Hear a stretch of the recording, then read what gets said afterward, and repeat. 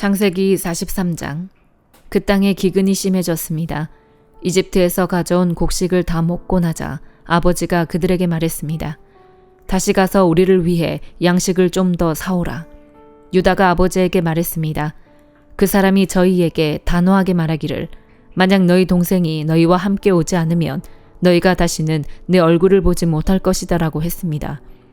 아버지께서 만약 막내를 저희와 함께 보내신다면 저희가 내려가서 아버지를 위해 양식을 사오겠습니다. 그러나 베냐민을 보내지 않으시겠다면 저희도 내려가지 않겠습니다. 그 사람이 저희에게 너희 동생이 함께 오지 않으면 너희가 다시는 내 얼굴을 보지 못할 것이다 라고 했기 때문입니다.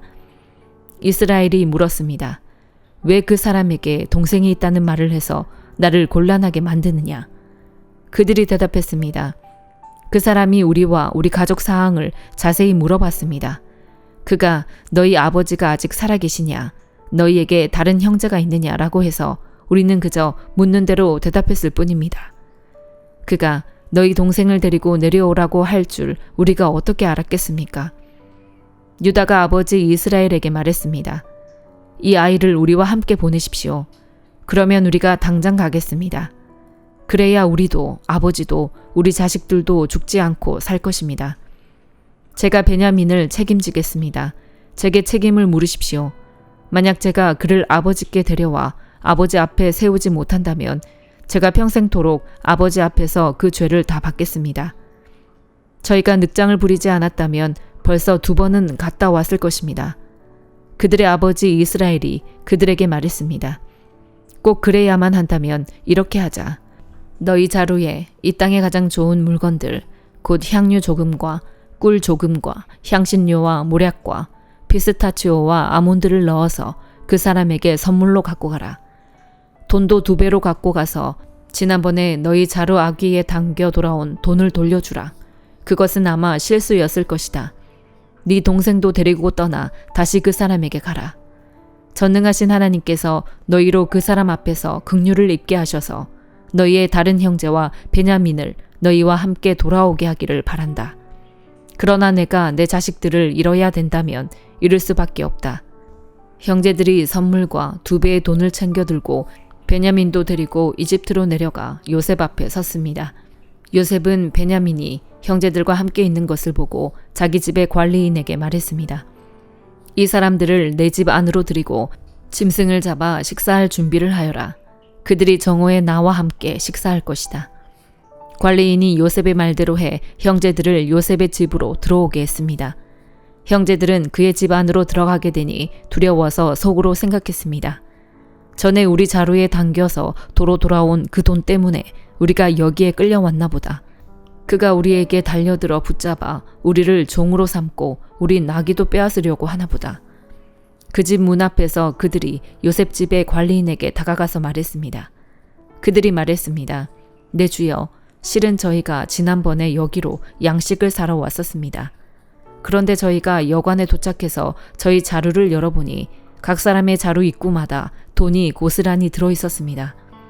그래서 저희가 그것을 다시 가져왔습니다. 그리고 저희가 양식을 살 돈을 더 가져왔습니다. 저희는 누가 돈을 자루에 넣었는지 모릅니다. 그 관리인이 말했습니다. 괜찮습니다. 두려워하지 마십시오. 여러분의 하나님, 곧 여러분 아버지의 하나님께서 여러분들 자루에 보물을 넣어주신 것입니다. 저는 여러분의 돈을 받았습니다.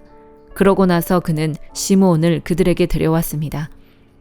관리인은 형제들을 요셉의 집으로 데리고 들어가 발 씻을 물을 주고 그들의 나귀에게도 먹이를 주었습니다. 형제들은 자신들이 거기에서 식사를 하게 되리라는 것을 들었기 때문에 정오가 돼 요셉이 오기 전에 준비해온 선물을 챙겼습니다. 요셉이 집에 오자 그들은 준비한 선물을 집 안으로 갖고 들어가 그 앞에서 땅에 엎드려 절했습니다. 요셉은 형제들에게 잘 있었는지 묻고 난 다음에 말했습니다.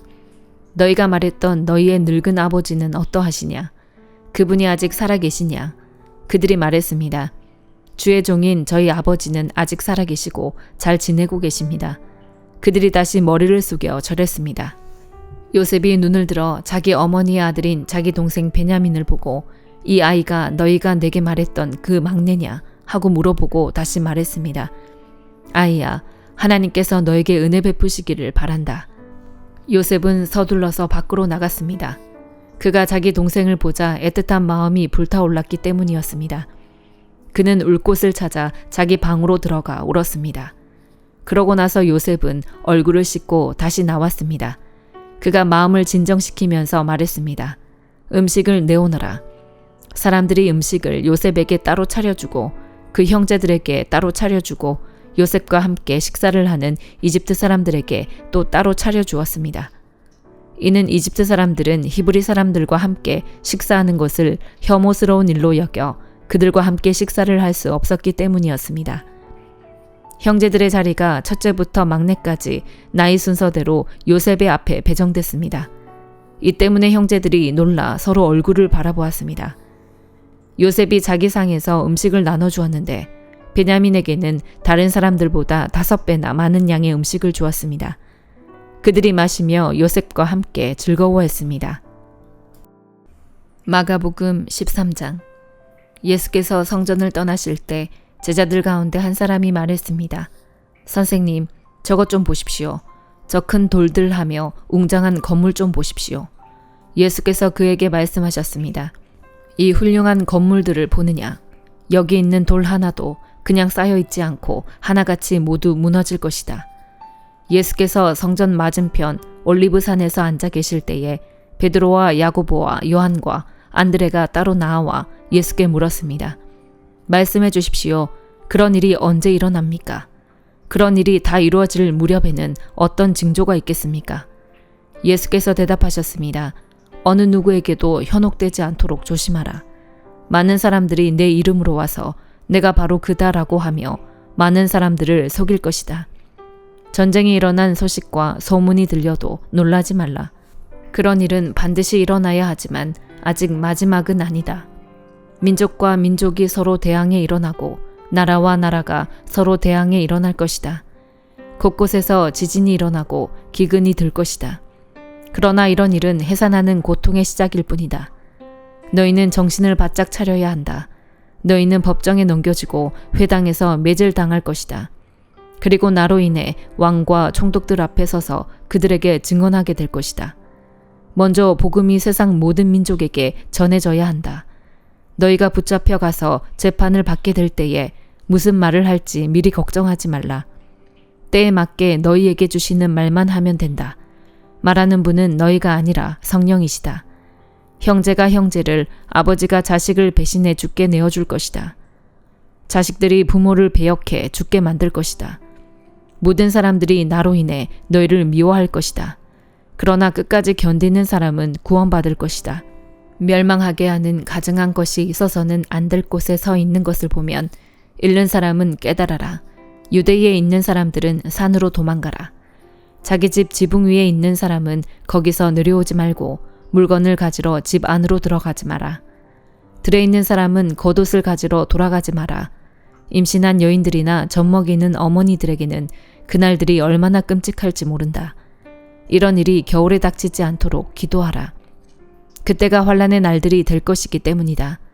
이와 같은 환난은 태초에 하나님께서 세상을 창조하신 이후 지금까지 없었고 또 앞으로도 없을 것이다. 주께서 그날들을 줄여주시지 않았더라면 아무도 살아남지 못할 것이다. 그러나 주께서는 자신이 택하신 사람들을 위해 그날들을 줄여주셨다. 그때 누가 너희에게 보라, 여기 그리스도가 있다. 보라, 그리스도가 저기 있다라고 해도 믿지 말라. 가짜 그리스도들과 가짜 예언자들이 나타나 표적과 기사를 보이면서 가능한 한 택함받은 사람들까지도 미혹할 것이다.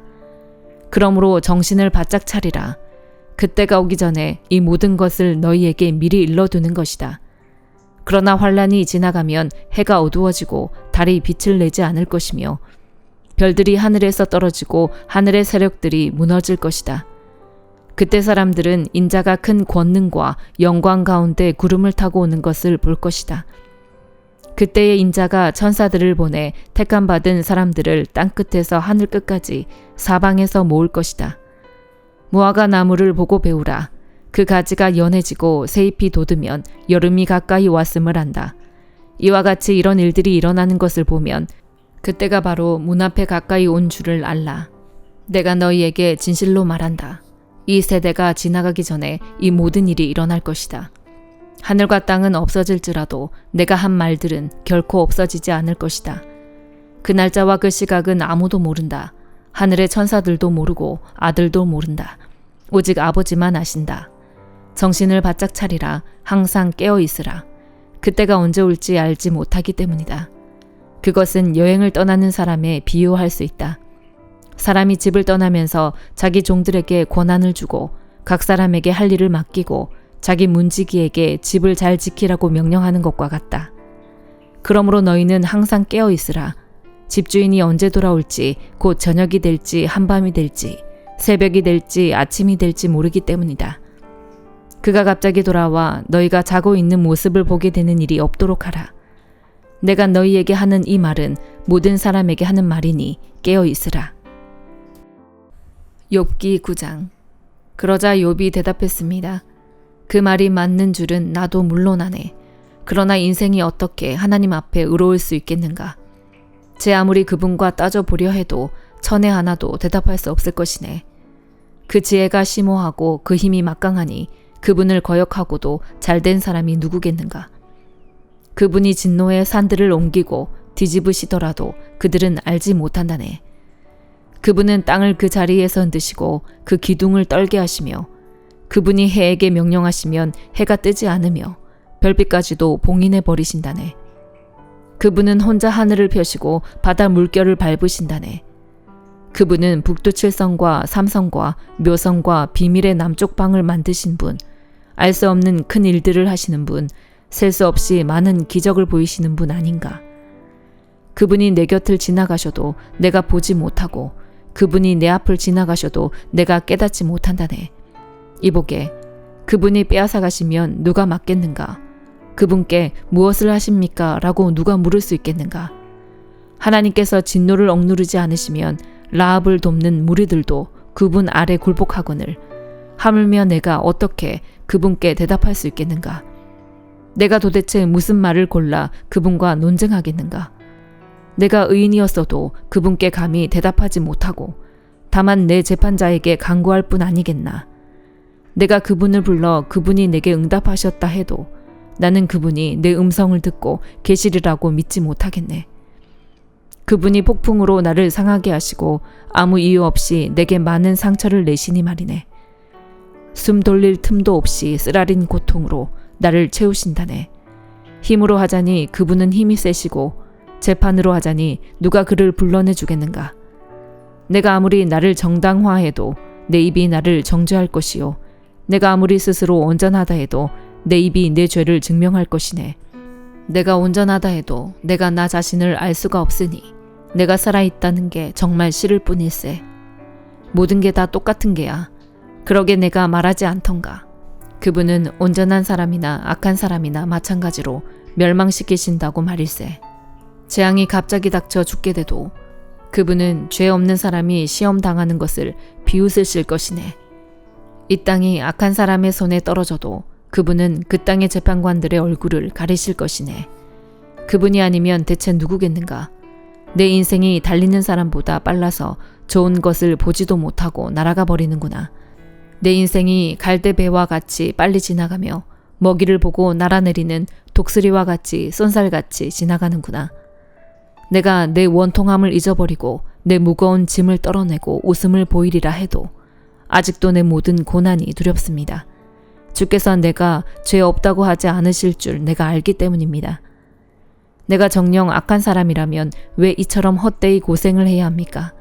내가 눈 녹은 물로 몸을 씻고 잿물로 손을 깨끗이 씻어도 주께서 나를 시궁창에 빠뜨리실 것이니 내 옷마저도 나를 싫어할 것입니다. 그분은 나와 같은 사람이 아니시니 내가 그분께 대답할 수도 없고 서로 대면하여 시비를 가릴 수도 없구나. 우리를 중재할 누군가가 있어 우리 둘 사이에 그 손을 얹어줄 이도 없구나. 그분의 회초리가 내게서 사라지고 그분에 대한 두려움이 나를 짓누르지 않기를 바라노라. 그러면 내가 그분을 두려워하지 않고 말할 것이다. 그러나 나는 지금 그런 위치에 있지 않구나. 로마서 13장. 각 사람은 위에 있는 권세들에 복종하십시오. 무슨 권세든 하나님께로부터 오지 않은 것이 없고 이미 있는 권세는 다 하나님께서 세우신 것입니다. 따라서 권세에 대항하는 사람은 하나님의 명을 거역하는 것이니 거역하는 사람들은 심판을 자초할 것입니다. 통치자에 대해서는 선한 일 때문에 두려워할 것이 없고 악한 일 때문에 두려움의 대상이 됩니다. 권세자를 두려워하지 않기를 원합니까? 선을 행하십시오. 그러면 그에게 칭찬을 받을 것입니다. 그는 여러분에게 선을 이루기 위해 일하는 하나님의 일꾼입니다. 그러나 여러분이 악을 행한다면 두려워하십시오. 그는 공연히 칼을 가진 것이 아닙니다. 그는 하나님의 일꾼으로서 악을 행하는 사람에게 하나님의 진노를 집행하는 사람입니다. 그러므로 복종해야 할 필요가 있으니 진노 때문만이 아니라 양심을 위해서도 복종해야 할 것입니다. 여러분이 조세를 바치는 것도 바로 이 때문입니다. 그들은 하나님의 일꾼들로서 바로 이 일에 항상 힘쓰고 있습니다. 여러분은 모든 사람에게 의무를 다하십시오. 조세를 바쳐야 할 사람에게 조세를 바치고 관세를 바쳐야 할 사람에게 관세를 바치고 두려워해야 할 사람을 두려워하고 존경해야 할 사람을 존경하십시오. 서로 사랑하는 것 외에는 누구에게든지 아무 빚도 지지 마십시오. 남을 사랑하는 사람은 율법을 다 이루었습니다. 간음하지 말라, 살인하지 말라, 도둑질하지 말라, 탐내지 말라라고 하는 계명과 그 밖에 다른 계명이 있을지라도 이 모든 계명들은 네 이웃을 네 자신과 같이 사랑하라라고 하는 이 말씀 가운데 다 요약되어 있습니다. 사랑은 이웃에게 악을 행하지 않습니다. 그러므로 사랑은 율법의 완성입니다. 여러분이 이 시기를 알고 있는 것처럼 벌써 잠에서 깨어야 할 때가 됐습니다. 이제 우리의 구원이 처음 믿을 때보다 가까이 왔기 때문입니다. 밤이 깊고 낮이 가까이 왔습니다. 그러므로 어두움의 일들을 벗어버리고 빛의 갑옷을 입읍시다. 낮에 행동하듯이 단정하게 행동합시다. 방탕하거나 술 취하지 말고 음행하거나 호색하지 말며 다투거나 시기하지 말고 오직 주 예수 그리스도로 옷 입고 정욕을 채우려고 육신의 일을 애쓰지 마십시오. 아멘.